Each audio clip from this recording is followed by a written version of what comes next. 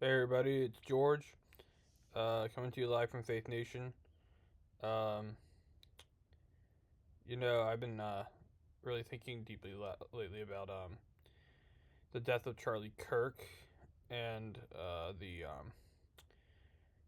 almost assassination, I guess you could call it, of Donald Trump um, in Butler, Pennsylvania, or whatever it was. Um, it's a violent world out there. There's no denying. There are a lot of crazy people out there who are a bit deranged in the head and everything, and uh,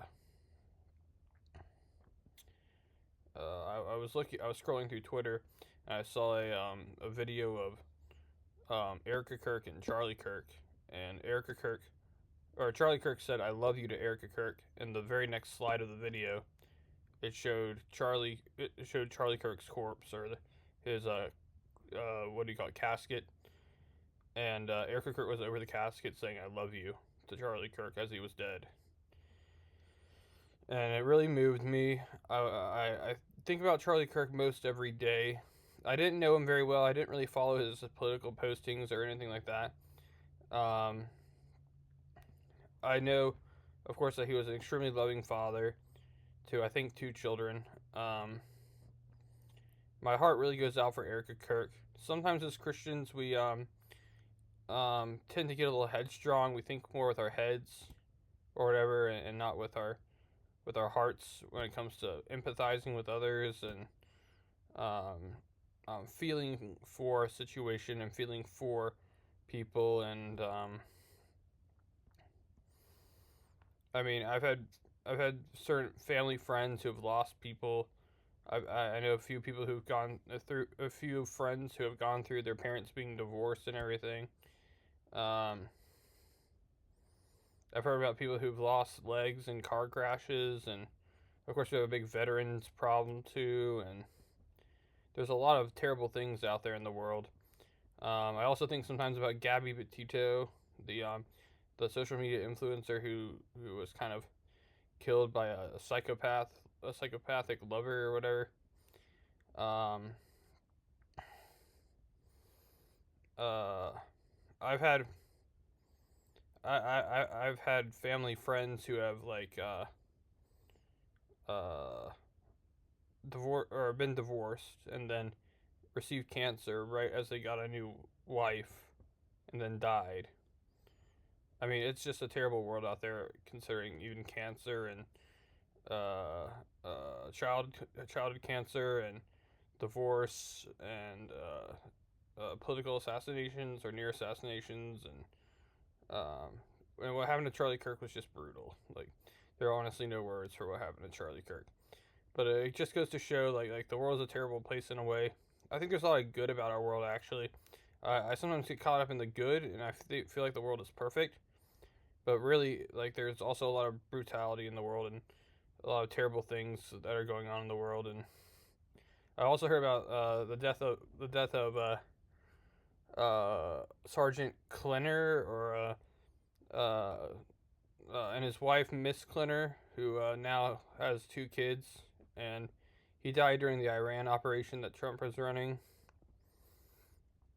Um, like I said, we have a major veterans problem in this country. In addition, but it's just there are no words for what needs to be done there, and sometimes as Christians we forget to think past our own selfish desires that are in our heads, or we think with our heads. We're really headstrong, and we drive to our goals and are sometimes frustrated by them, and it causes us to forget to be empathetic to others. Sorry, I'm getting a little bit teary eyed, but I'm losing my breath a little bit. But it's important to remember that to not lose your heart, which contains all your empathy and love. That was the biggest message of Christ, is to love one another, and empathize with their sufferings. Jesus wept. It's okay to cry. It's cool to cry. Um, and that's kind of what I almost did when I was thinking about Charlie Kirk the other day. And It is never unmanly or uncool to lose touch with to not lose touch with your empathy. Um, and yeah, that's really all I have. I do sometimes keep a mental list of all these people who have been through more hardships than I have. In fact, I was in fact like shot in the the leg. I was shot in the leg and in the hand by a police officer, and I've grown to forgive them and everything, and I don't think twice about it. But I'm definitely not the person who has been through like the most groundbreaking tragic thing out there.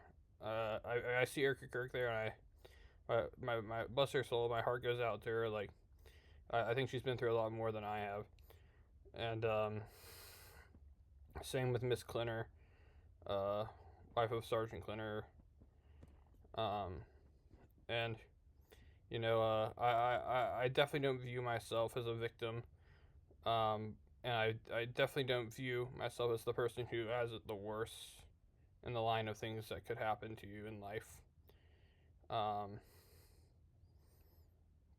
and I definitely sometimes myself let my selfish thoughts get in the way of my empathetic thoughts, worrying about like what's important to me instead of worrying about or reaching out with my feelings to feel for somebody else.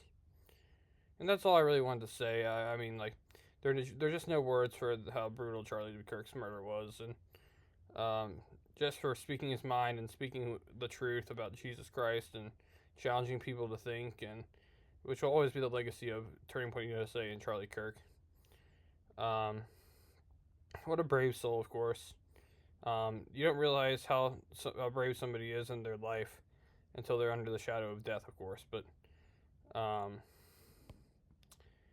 God bless Charlie Kirk, of course. And we're also thankful for Donald Trump and how he didn't die in Butler, Pennsylvania. Sorry, y'all, I am kind of losing my voice here, so I'll kind of wrap it up.